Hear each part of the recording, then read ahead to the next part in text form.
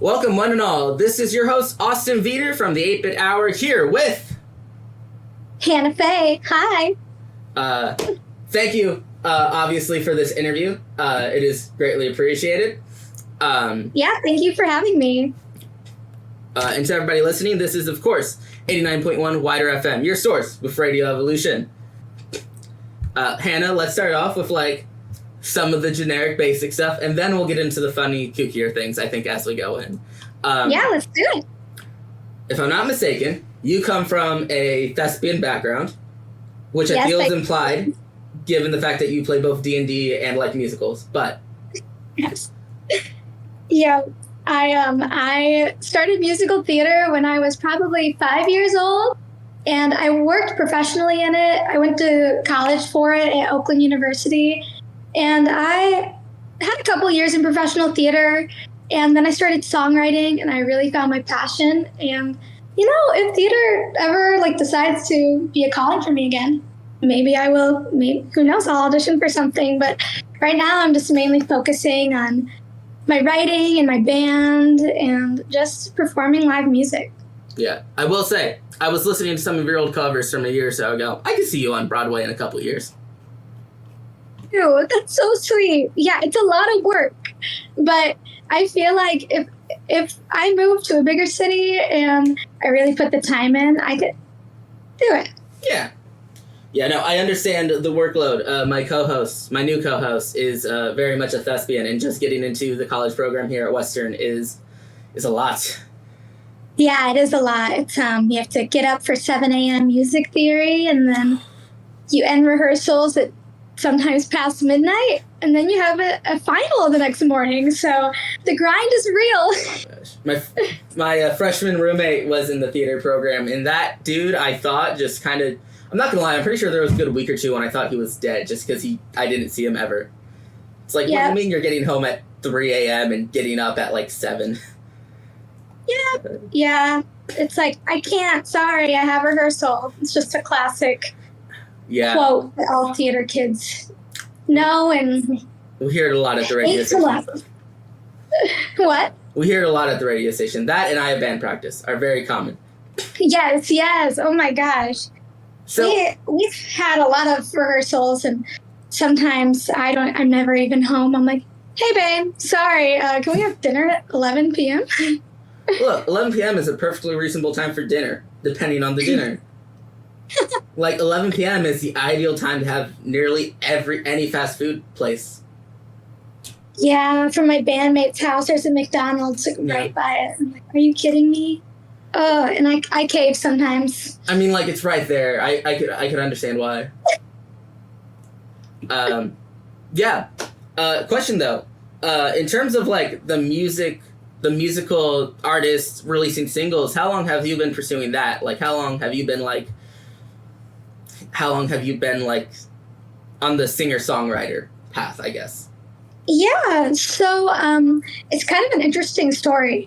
But let me try to keep it a little short and sweet. So I was in college, and I had my guitar there, and I was playing guitar since middle school, but I wasn't really good. So I decided to pick it up during college and actually take the time to get my chord changes right and get my strumming patterns better. And I don't know, all of a sudden, college is when you go through a lot of changes, and you realize what kind of friends you want or what kind of people you want to surround yourself with. And that was a big inspiration when it came to writing and just my art in general. And it came out. It came out while I was writing songs in my dorm room, in my apartment. And some of them were decent. Some of them were not so good. But then I was like, okay, I'm in musicals, so I'm just going to focus on that. This will just kind of be a side project thing. And then COVID happened, and, a lot of artists, we had to shift our career paths. So I was set out to be a performer on a cruise ship.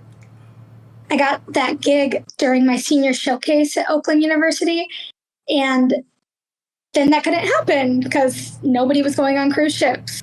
Yeah, I can see how that might have been a problem for a certain cruise ship. Okay, that's so cool though. Cruise ships have every time I see somebody, because for some reason there's a lot of people on a cruise ship who like to TikTok their whole thing. Every time I see somebody who works on a cruise ship, it is both the most mundane, normal, and weirdest thing possible. And, like, maybe I just watched too much Sweet Life on Deck as a kid, but, like, honestly, I'd be down for, like, 3 months or something, like, a couple months to just work at a cruise ship. What were you going to do on the cruise ship as a musician? It was through this company called RCW, and no, not RCW, oh my goodness, RWS, and I don't even really know what was going on. It was like right at the very beginning, like I just had gotten the email that I was supposed to start the rehearsal process, and then like 5 days later, COVID happened. So it was like we were going to put on cabarets and just be the entertainment for like dinners or just nighttime cruise ship life. And then it just couldn't happen. So I went back home to Battle Creek, and I was really lonely just in my room. And I wrote a lot of songs during COVID. I honed into my craft. I realized it was something that I really liked to do. And then I tried to put out some music, and I was so close in 2021. I had it all produced and everything ready to go.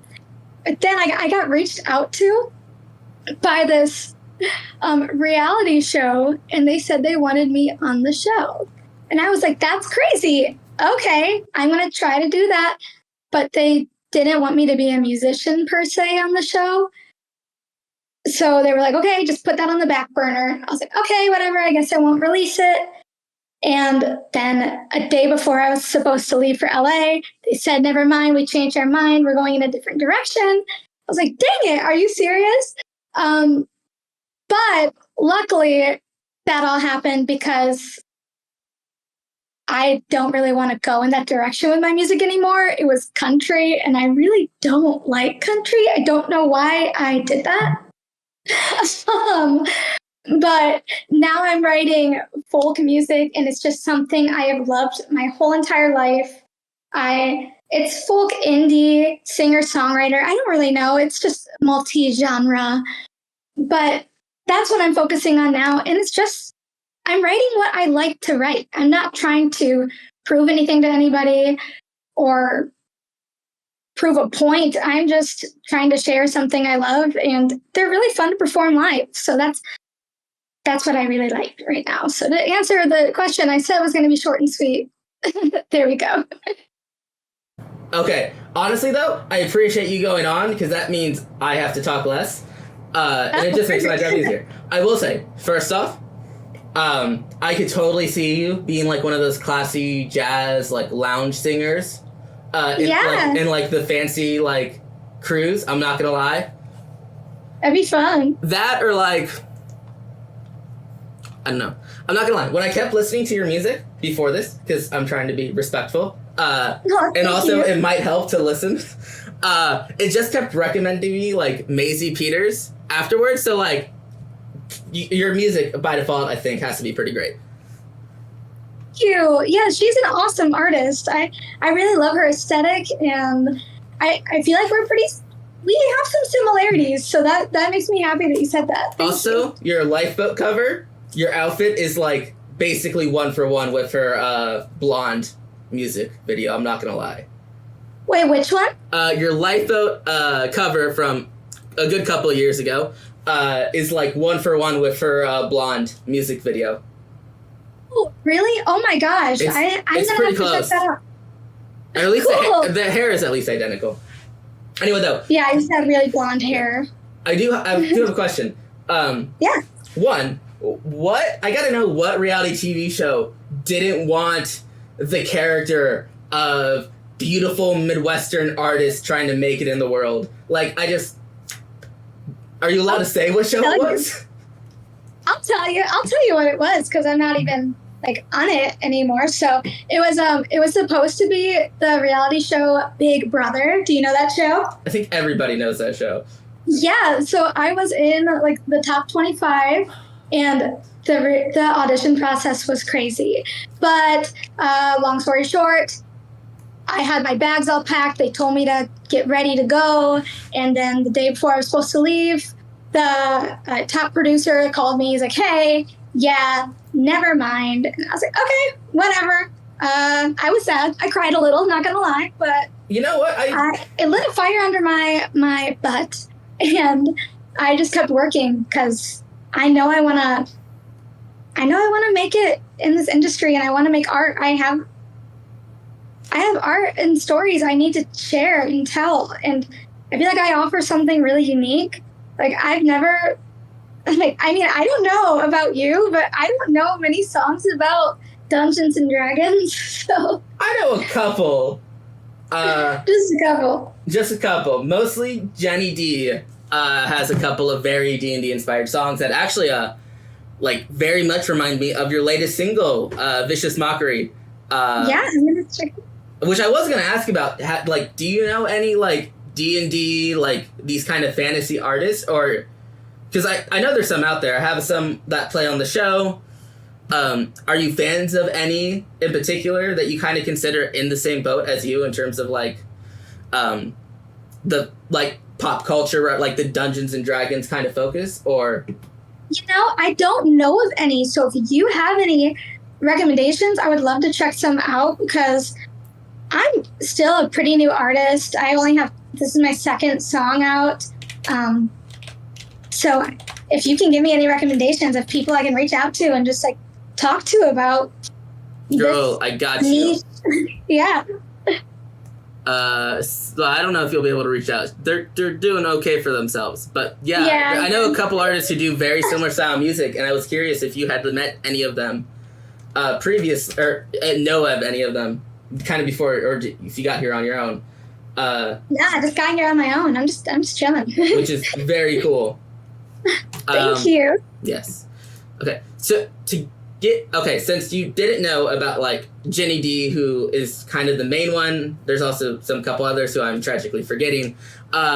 What kind of, where did you draw inspiration from for like the style of music that you do? Is it mostly like the musical theater background? Did you just like get really hardcore into a random like character playlist you made? Like where? Yeah, so for the song, I play Dungeons and Dragons with my siblings, my two brothers, and their significant others, and my significant other. And we were on the way to Kalamazoo to play Dungeons and Dragons at my brother's house. Great town, by the way. Not biased or anything. What'd you say? Great town, by the way. Not biased or anything. Oh, yeah. It's pretty decent. I like it. But we were on our way there, and it was pouring rain. And I was just trying to pass the time. And I was just thinking about our campaign and what was going on in it. And all of a sudden, I just started writing it in the car. And I was like, this is really funny. I want to show them these lyrics I got. Maybe I'll get an inspiration point. And I did. But I wrote, I think, half of the song in the car ride on the way there. And that's kind of just, the campaign is what inspired me. My character she's so wild, and I do think my musical theater background has something to do with that. I'm very dramatic, and I try to show that in my character. She's a sassy fairy bard who does not take any crap from anybody. And the song is about her ex-boyfriend in the campaign and how her and her friends in the campaign, so my brothers and all of them, are getting their revenge on him by rolling critical hits. And that's basically how I got the inspiration for the song. And I'm a guitar player, so all the guitar you hear on it is me, and all the vocals are me. And I think the most fun part was recording the harmonies, just because they're so stacked and they're really cool sounding. They're crunchy. No, I really love the musical, but I'm not one of the DJs who actually knows anything about music other than like vibes good. But I do really love Vicious Mockery. which Cute. which as of recording has only been out for like a couple of weeks. Yeah, this is only 2 weeks today. So congratulations to that. I assume it's doing well. I don't listen to Spotify, and I know YouTube numbers are usually not like most of the music, but from my understanding, it seems like the song's doing well enough. Yeah, it's doing pretty well. On Spotify, it's been doing well. People are adding it to their playlists, and I actually had somebody come up to me at my last gig that is just one of my followers on Instagram, which is so cool. I was like, wow, you are here.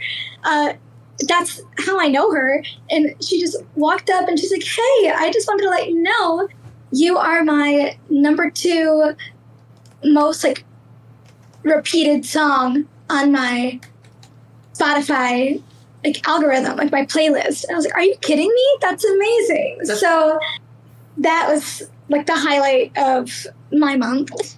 That's pretty awesome. I mean, you're basically halfway to a VMA award performance at this point, you know? Also, well, basically. Sincerely Hannah Fae on Instagram. Please do check out the lovely artist right now, actually. Look, this is an audio thing. You can type it in real quick and give her a follow. You. Yeah. Yeah, I would love that. Come say hi. I have a show tonight.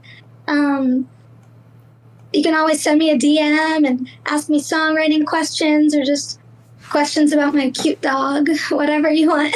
Also, she's a fellow Michigander, and by default, that means we're the best of the Midwest people. So, I mean, like, you might as well hang out with the cool people. It's true. Yeah. I will say, I will ask, I noticed your previous single, The Way You Look at Me, which came out a couple months ago, is very, like, it's very folksy, like your like Vicious Mockery, but it isn't like D&D related, or at least not that I could tell. No. Is that just a song you kind of wanted to make, or you had inspiration for, and then Vicious Mockery was just another inspiration, or did you get like more into D&D in like the last couple months? I'm just curious on kind of what made these 2 songs different in terms of like what they're drawing from. Yeah, so both of these songs are very, very different, as you could tell. And The Way You Look at Me, that came out in June on the summer solstice. And that was the first one I recorded in the studio. And it was a completely different process. It was my first time in the studio, actually. And I had to record to a click track. I tried, and it was just, I was so bad at it. I was definitely a newbie in the studio. But that song was just, we had a big snowstorm, and I was snowed in, and I just decided to, I was actually like, had some pretty bad writer's block. And I was like, wow, like, I'm trying to record and write some songs, and I'm not getting anything that's kind of like a bop. They're all just kind of sad. What? And so I was trapped in this snowstorm, and I always say that when I'm writing, I always write better when I have my guitar strap on when I'm playing guitar, but I didn't have it on for a minute, so I decided to put it back on, and I looked down at it when I put it on, and it has this sun pattern on the strap, just like little sunshines. And I looked at it and I'm like, okay. And I just go, the first lyric in The Way You Look at Me is, sun's going down. And I decided it just kind of I wrote it in like 5 minutes. Show up. And then I went to the studio 2 weeks later and we recorded it.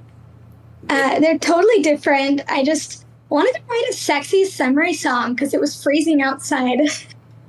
Yeah, I can see how, in the middle of a snowstorm, you might want summer to come back. Yes, definitely. Another fantastic song, by the way. Thank you. It's great. Thank you.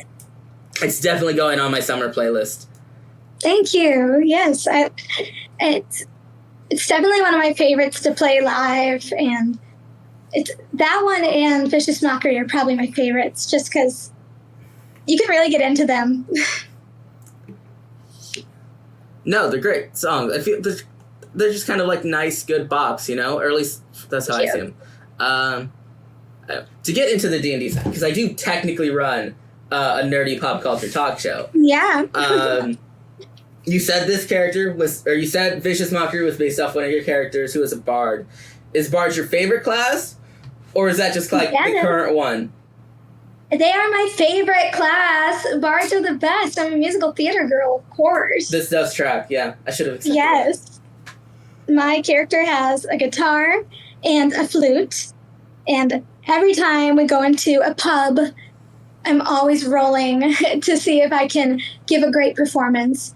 Usually they're always just looking at me like, what the heck is going on? But I love doing it, and I love my entertainer's pack. I use it anytime I can. I'm not gonna lie, as far as like the random stuff you get for characters, not the worst choice. I still think I prefer Burglar's pack, but that's because I have a penchant for rogues and warlocks. My campaign consists of, there's a paladin, there's who else is in there? We have a halfling, I think, and there's a couple others I'm forgetting. We have Torio. Torio is a bird boy. And then Solaris is a zombie. So we're having fun. It's definitely very unique, and we have a Taroka deck that we never use. And so one of the bad guys stole it from us, and we're trying to get it back right now. That seems pretty important to get back. Yeah, it's very, very, very important to get back. We kind of just forgot about it halfway through the campaign, and then my brother's like, he's a DM. He's like, all right, well, since you guys forgot, someone's going to steal it from you, and sorry, that's your fault. So we're trying to figure that out right now. We play around like once a week, and yeah, it's elusive usually once a week game. You are quite literally living the dream. Yeah, we are. It's like, it's a cool way to still see my siblings too. It's a great way to stay connected and bond with them. As the resident forever DM who has been playing Dungeons and Dragons since like freshman year of high school and has played a character once a week games are in fact the greatest. They're so great that we are actually starting an actual play here at the radio station, just to give myself a little selfless promotion. That's awesome. Yeah. Yeah, we'll do it. We're doing Kids on Bikes. We're going for the Buffy the Vampire Slayer supernatural kind of vibes. Okay. Shameless plug-in aside, though, I do have a question about your Instagram and TikTok following, which is you got some numbers, girl. Over 3,000 on Instagram, which is always lower than the other ones. 66.7 thousand followers on TikTok with over 1 million likes. What's it like kind of like slowly becoming, I don't want to say like celebrity, but like you got some fame, you're getting some followers. It's wild.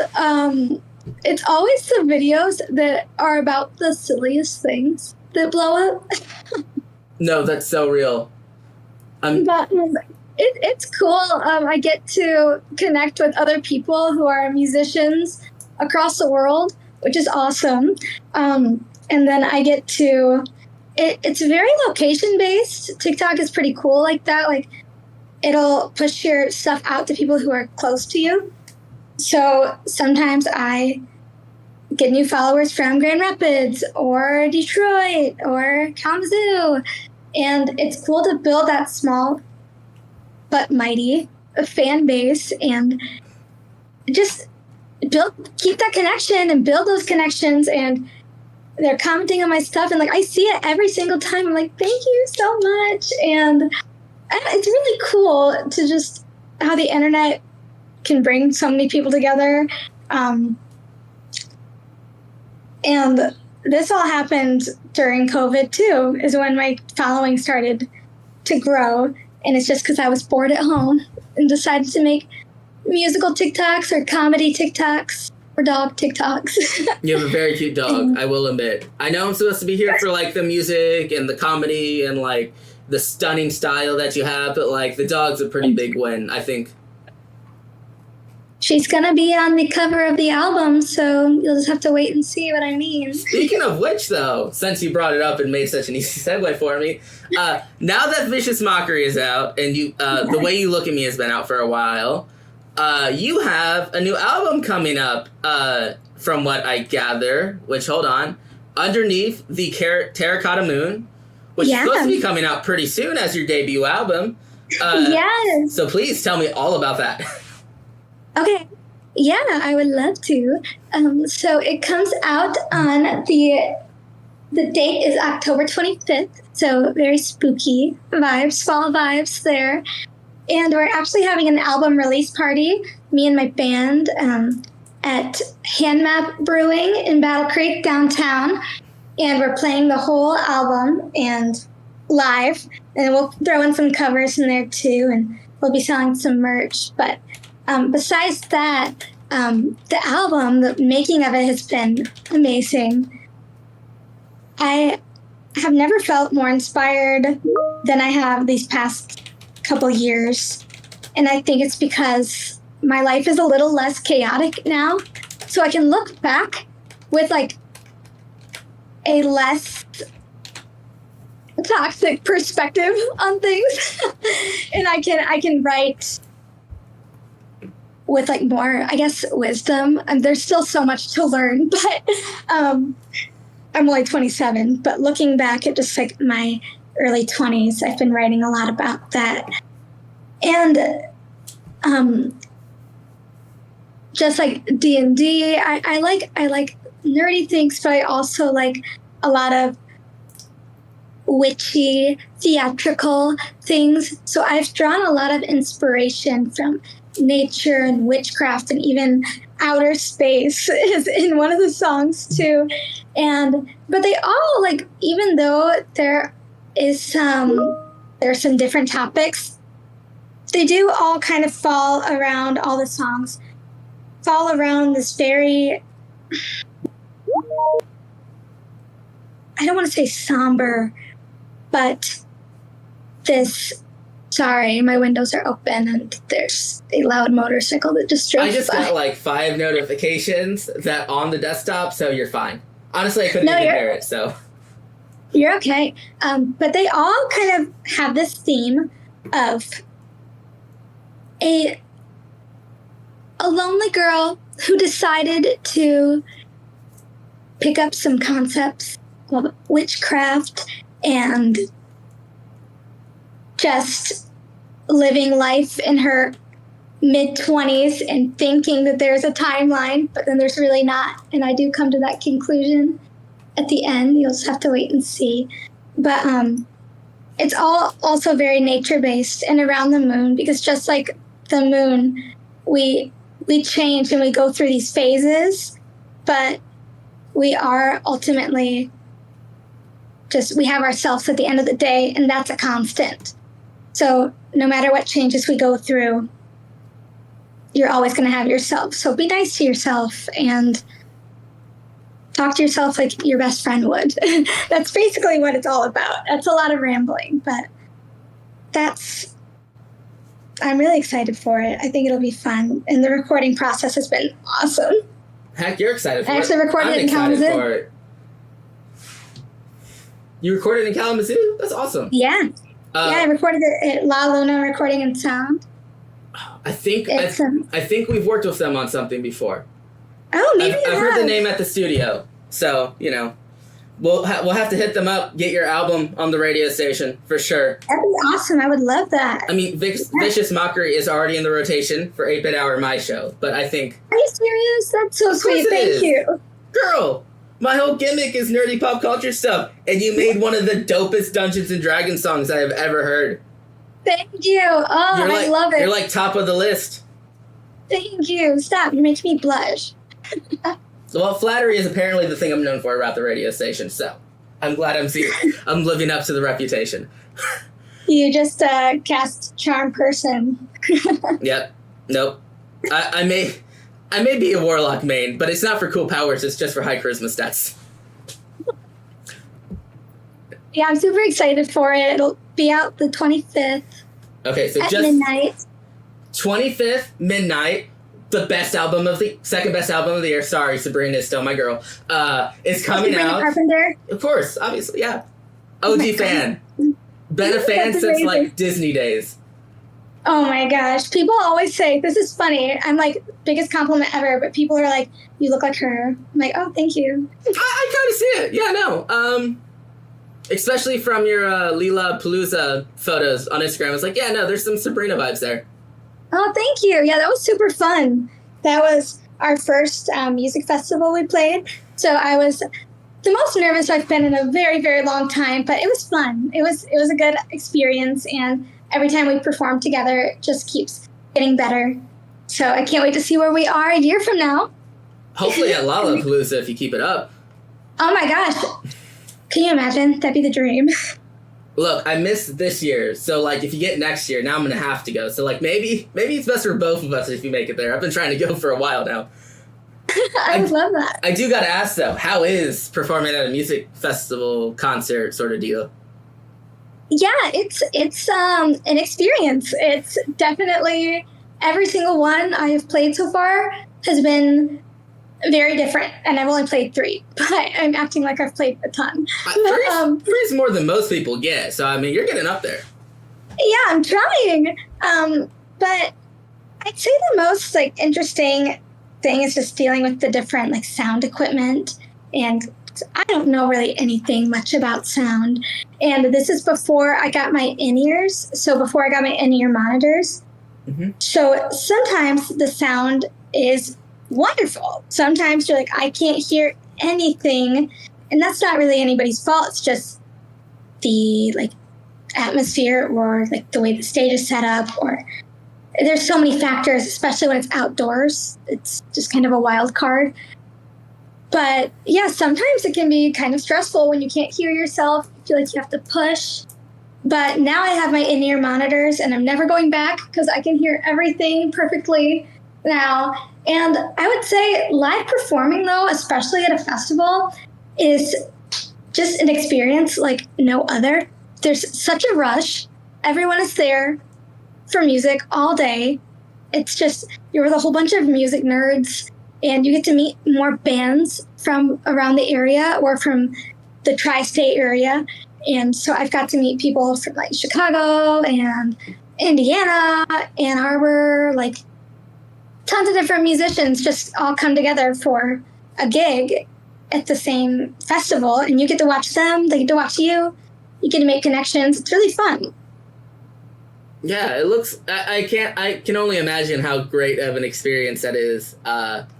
Especially meeting other bands and stuff. Meeting other groups is always, I think, really cool. Is there any bands in particular that you've maybe become friends with thanks to these experiences that you want to like shout out or anything? Or Sure, yeah. There's a really cool band called The Reference. If you look them up, they're just The Reference. And they have a Facebook page. They're on Spotify, YouTube, I believe. But they're from Ann Arbor, and they're doing pretty well. They're doing good. And then these people weren't at the festival, but they are my friends, and you might know them. They are called Fake Baseball. And I don't believe I do. But they're like a funk pop artsy band, and they're really, really cool. And they're actually on their September tour right now. They're from Kalamazoo, and they just released they released another single like a month and a half ago called Sign 'Em, and they're awesome. Their lead singer produced my album, so I'm a little biased, but she's still wonderful. She's so talented, and she's a theater kid too, and I feel like you can hear that in her voice. I mean, you can't look, if you're biased, that just means that they're so good you already love them if you think about it. Yeah, so that's true. Also, they're from Kalamazoo, so already love them. Mm-hmm. And while I don't know them, I'm sure there's somebody at the station who does. especially if they're from Kalamazoo. We love hanging out with our local Michigan artists. Yeah, we're pretty cool. We're a pretty cool bunch. I haven't met one of you that I don't that I haven't loved yet. So I mean, I'm going to you love me. Love you back. Yeah. Okay. So, just to make sure everybody who's listening to this knows, your album is coming out when? October 25th. And this amazing party. Oh, sorry. Midnight. Love a midnight release. It brings me back to like 2012 when you had to wait in front of GameStop for like 12 hours to get a game. There's something about a midnight release that is just a little nostalgic. But this amazing release party that you are having, where and when is that? Yeah, it's at Hand Map Brewing, so like Hand Map, like a Michigan map. Mm-hmm. And it's downtown on the West Michigan Strip. It's called, it's on the street, it's just West Michigan Ave. And it's right downtown Battle Creek. We go on at 8 o'clock and it's until 10. So you should check us out. Is that the same day as the release? Yeah, same exact day, October 25th. All right. It sounds like 25th for all my amazing listeners. It's going to be a pretty great day. So, again, please, one, get ready for what I assume is going to be an amazing album. There's not a single thing about this album that I think isn't going to be fantastic. On your website, which is a very pretty website, I will admit. Like, I love the little moon logo with the animals. Thank you. My mom made that. That's so good. Yeah, she's awesome. We gotta hit up your mom, get her to do some of the station's logos. I'm sure she would. I love my music. I love the artist who made my logo, but like this is some good stuff right here. Thank you. Now, under the terracotta moon, this project includes themes of nature, witchcraft, outer space, love, and self-discovery, which are like all of the best things. So again, October 25th. Be ready for that. Yeah, it's going to be great. I can't wait. It's a shorter album, but it's short and, like Sabrina, short and sweet. I gotta say, the behind the artist for your website is fantastic. So I won't spoil that, but go find Hannah on her Instagram and read it because it's honestly pretty funny. I love the sense of humor that you have. Anyway, I do want to get into some more silly, goofy things since we got 20 or so minutes left. Let's just start having some fun. Let's do it. So, you've already said that your D&D class favorite is a bard, as any good thespian would be. Sounds like you've been playing D&D for, quite a while now. Was that a COVID hobby that you picked up like many others, or have you been like an OG fan? I'm not an OG fan. My older brother has been. He is the best ever. He's such a good DM. Shout out Drew Stevens, you rock. But I started, I think it was 2021. Yeah. So it was right around like when we could start hanging out in groups again. And we just kept it in the family really at first, and then our siblings. And so siblings and then our significant others joined, and then my best friend joined too. And so I think there's 7 of us. Yeah, there's 7. That's a good size party. Yeah, it's fun. And I've only been playing for, I guess, 2.5 years now, but it's been a blast, and I never thought I could have so much fun with something like that. It's just so easy to get so creative and so lost in the game. I even made a playlist on my Spotify, and my character's name is Honey Bunch, and it's called Honey Bunch Core. It's just a whole bunch of, like, revenge, sassy songs. Those are the best kind. Yes, I agree. And the first song, and it's obviously Vicious Mockery. I have to give myself the Shameless plug. But yeah, I've only been playing for 2.5 years. It's quite a bit of time, especially with the same group. Like, family, even with the family, that is not an insignificant amount of time. My groups usually last, like, a school year, if I'm lucky. Honestly, the whole you might be at, like, Lollapalooza next year if you keep going the way you're going. It's, like, honestly, not as impressive as, like, 2.5 years of the same group. If we're really thinking about it. Well, I mean, I guess you're right, especially since one of them lives in Kalamazoo, and it's like on the not close side of Kalamazoo, so it's like 45 minutes away. But we still make it work. Even though sometimes he forgets to bring the map, we still make it work. Look, as a forever DM, I understand forgetting the most important thing right before the session happens. That's just how it be sometimes. Yeah, it really is. And my brother's so cool. He made us these little custom character pieces. So he ordered Lego characters. So mine has wings and a little ponytail and the cutest outfit. And she's just a little Lego character just walking around the map. It's so cute. I've seen some of those. They're really cool. Yeah. Okay, so you play D&D. Do you consume other media? Are you into, like, your Critical Roles and Dimension 20s at all? Or are you strictly, like, one of those people who only plays the sport? So let's see. What else do I... It's mainly just D&D, honestly, because as an artist, and you probably, like, can relate to this, too, because you run a podcast and you run, radio show and all this stuff. I have like 5 jobs that I'm constantly like, I teach dance, I perform live, I teach voice lessons too. So like that's how I stay afloat and afford my rent. So I can never really, I don't have time for anything else. That's like my one social thing is D&D once a week. I understand the struggles of being so busy with your many tasks and jobs. Yeah, so I wish, but yeah, unfortunately that's it right now. My siblings all play Fortnite together, but that's not really my jam. Look, I can never get into Fortnite. Not to be like the pretentious cooler than that nerd, but like something about it just never clicks with me. Yeah, I mean, I haven't tried it yet, but I don't think I'm going to. Yeah. So I'll just let them do their thing. Yeah.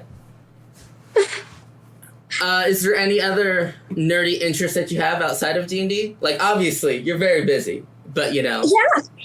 Oh, I mean, like this one's kind of, I mean, some people might think it's kind of lame, but I love going downtown and playing Pokemon Go. I play all the time with my boyfriend, especially during community days. I love catching shinies and just battling in the gyms. That's super fun.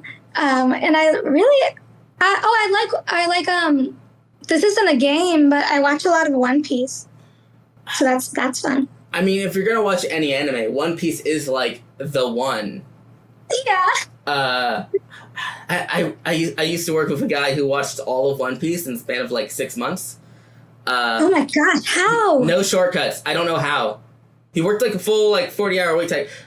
Outside of like making a deal with a devil, I'm not sure how he got it all done. But you know, props to him. That takes some commitment. Yeah, there's over 1,000 episodes. What, like 1,000 plus, like whatever, yada yada, and we're only like halfway through or something like that. Plus the movies. It's like I can't touch it. I'm not brave enough for that. But you know what? I respect it. Do you have a favorite character in One Piece? Gosh, Chopper, Tony Chopper. He is so cute. The little reindeer. I'm going to nod my head and say yes while I Google to make sure I know who you're talking about. Okay, so tell me when you see him. Oh, I've seen this guy before. Yeah, no, very cute little guy. Same voice actress who voices Pikachu, voices Chopper. That girl's just everywhere. Like, she's just one of those people that's like, you know. So cute. His story is super cute, and yeah, I think that's like, I've actually watched a lot of anime. I've watched Full Metal Alchemist Brotherhood. That's probably one of my favorites. Very good choice.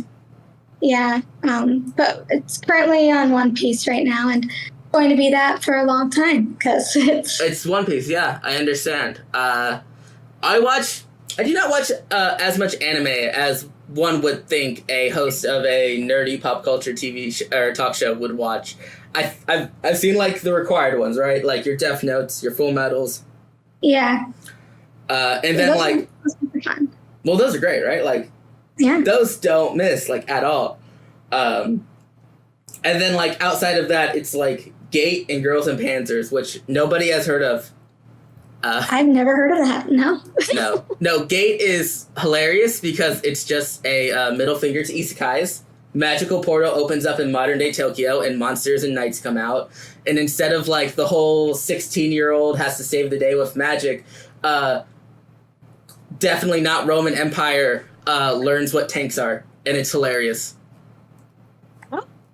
It's so funny. I'm gonna have to check it out. It's called, what is it? It's Gate. It's called Gate, and it's so good because it's like a reverse isekai. Also, like they just fight a dragon, and it's like dragons are cool, but let us introduce you to the America-made F-15 from like 1980. This whole section's probably going to get cut out because I think I went on this exact conversation when I was talking to a maid cafe from Central Michigan last interview. But like, any chance to yap, I guess. No, I get it. And then Girls and Panzer is also great because it's a sport anime, which are always fun. But the sport is tanks. Which is just funny. Oh my gosh, what? Okay. Girls and Panzers, which has like one season and a bunch of little specials, is sports anime. So think you're like, not Haikyuu, like you're like the volleyball one that's really famous, and like all the baseball ones. So think those. But instead of volleyball or like baseball, or like apparently there's a golf one now that my brother's obsessed with, the sport is World War II tank combat. Wow. It must be interesting. It's so funny. So random. No, it's so weird. It's one of those things that you look at and like, that shouldn't work. But it's so funny. Also, like, a bunch of like really niche references to a bunch of like historical things and whatnot. It's just fun. Yeah, that's cool. Yeah. Girls with Panthers. Yeah, Girls und Panzers, because the main character is clearly not German.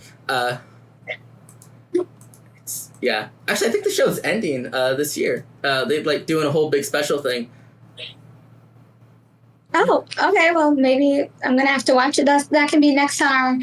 Actually, no, because One Piece is going to take forever. So that's our breakfast show. So maybe that can be our dinner show. I love a good One Piece for breakfast. Yeah, no, that feels right. It has a very like Saturday cartoon morning kind of vibe to it, I feel. Awesome. It's sweet. Yeah. No, I love just like a good, I don't want to say mindless like breakfast show, but like there's something about watching like either animes or cartoons in the morning that's just like nostalgic.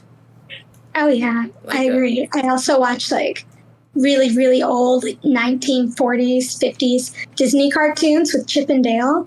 I'm like obsessed with them. I don't know why. They just are so, they wreak havoc all the time, and I love it. It's the bard player in you, clearly, I think. I think you're right. I watched the new DuckTales. That's like my cartoon of choice at the moment. I haven't watched it. I'm gonna have to because I love that stuff. It has David Tennant in it, and like it has writing that is better than what it should be for Disney, like silly like reboot of an old cartoon. I don't know. Look, yeah. Let's see. We should probably end on a somewhat related subject. So the person who has to edit this doesn't just listen to us rant about media for a good 15 minutes.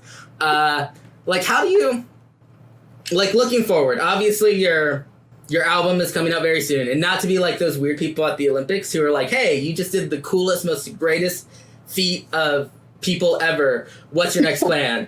Like, what are you doing right after this? But also, like, once your debut album comes out, what are your plans after this? Is it write to another album? Is it more, like, venues and that sort of? You want to get back, like, focus on the live kind of concert aspect, or?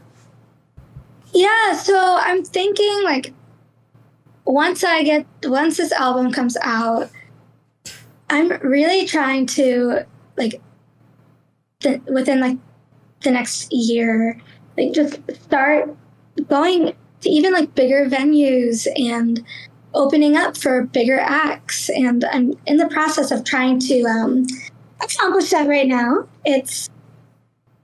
I think it'll be really fun, though, and I want people to hear these songs live. I want to go with my band to bigger venues, like, in bigger cities around Michigan and in Illinois, Ohio, Tennessee, like, wherever there's a big music following, and that's just what I want. I love live performing. I love connecting with an audience. So that's what I want to do, and I want to make those connections and make those memories. But I do want to keep writing, of course. It's just, I think I need a chance to just take this moment in and really give these songs and this project, like, it's time it deserves. Because I think there's some really, I'm really proud of the writing and just the songs on this. So that's what I'm wanting to do within the next year, next 2 years. You know, I mean, who knows? These songs have a lot of funk to them. So I'm thinking that we can play them live for a while. I would love to make it to one of these live performances sometime. So I greatly look forward to that.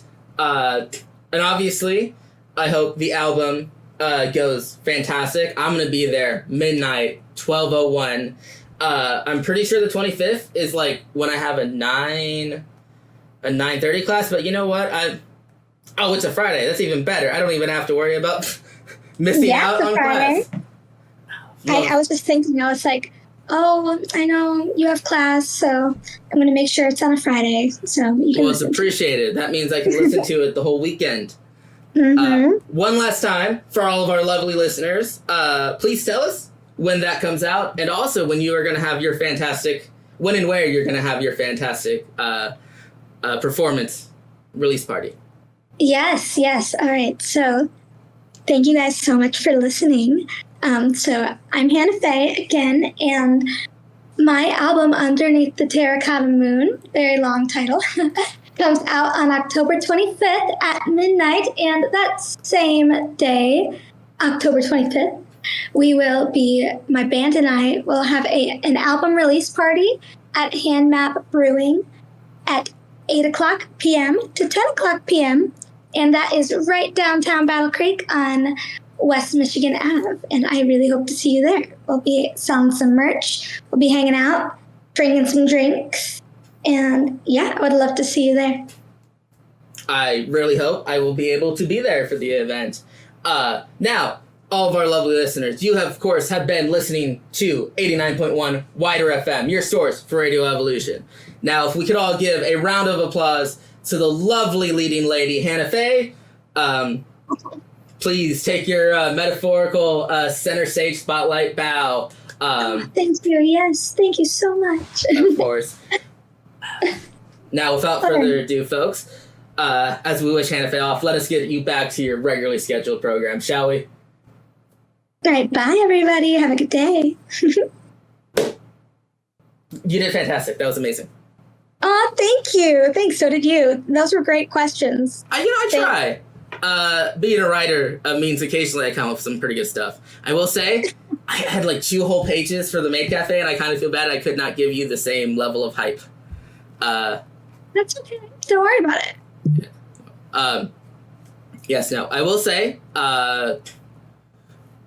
we at WIDR do live performances still, I believe. So, one, I'm going to send you a link to Jenny D, who, her her YouTube anyway, so you can see that there are in fact people like you doing very cool music, D&D related. Sounds of the Zoo is a performance that apparently I think it's new to Kalamazoo. Yeah. But it's like a music festival that they're doing at the end of the month. And like, I'm pretty sure it's a bit too late, but I'm gonna send you that anyway, just in case, you know. Because like, if I don't have to go to Battle Creek to listen to you. Yeah. I'm not, like. No, I would love to do that. I think it might be too late, but if they do it next year, I feel like that'd be super cool. So if you could send that to me, that'd be awesome. Yes. I will send you a link to, I'm also gonna put in an email here. The guy who does all of our music. So if you just want to shoot him an email about that. Yeah, that'd be great. I would love to do a live little performance. Music on the where is? I would have sworn we had. Oh, here it is. Okay. Yep. So you'll just contact him. He's usually pretty good about responding. I'll shoot him a little email being like, hey, keep an eye out for you. Thank you. Yeah. No, this is great. Fantastic. Yeah, sweet. Sorry, we got on little tangents about things that aren't too nerdy, but honestly, that's kind of the whole vibe of my show. There's a reason I needed a co-host to reel me in. Well, thank you so much. No, you've been great. Fun. Your music, fantastic. I will probably. Yeah, don't be a stranger. If there's anything you want to share, any release stuff coming out, 8-Bit Hour is mostly just shouting other people out. Thank you. Yeah, I will. So, yeah. And then, when can I take a listen to this? Because I'd love to show it. It'll be on our family. YouTube and probably air once or twice. I will let you know. But since you know, we're trying to get you out there with your release date. I'm hoping for like the first weekend of October, something like that. That'd be awesome. But you are, I think, at the moment backlogged. Yeah, that's okay. Because the Maid Cafe one hasn't come out yet. They're not so much on a timer though, so like that'll bump you up the list. That'd be sweet, yeah. And that'll be Vicious Mockery is getting a music video, so that comes out beginning of October. So that's perfect. Oh, we're for sure shouting that out. That's fantastic. I will. I'm also gonna share the our YouTube channel so you can find it if I forget, because it wouldn't be the first time. Okay. Yeah. I think I subscribed to you. Well, that's appreciated. Yeah, so I think I should. I know you. Okay, we're apparently mutuals, or at least on the official account that I never use on TikTok, and then I think on Instagram too. But yes. Hold on. Yes, no, we do a lot. Yeah, I know you guys are always posting. It's sweet. We do try to always post. We have a pretty good. We have some really great people behind the scenes who do that sort of thing. And then also I can't stop myself from doing completely new projects and whatnot, so there's a lot to share. Last year, so my junior and sophomore year, I was like, hey, what if we do like audio theater, and like what if I make like spooky little Halloween things, and like what if I do more or less Carmen Sandiego fanfic where a Interpol agent falls in love with like a notorious criminal, and then once I stopped doing that, I was like, what if we do like actual plays now, because I've been watching too much Dimension 20 and stuff, so, you know. We're always working on something or another. You guys seem really creative and cool. How many people are on your team? In general, it varies a little bit. We're all volunteers, but we have about, I want to say 6 like officially paid people. Awesome. We have a music guy. We have program director, and then she has an assistant. We got 2 production guys.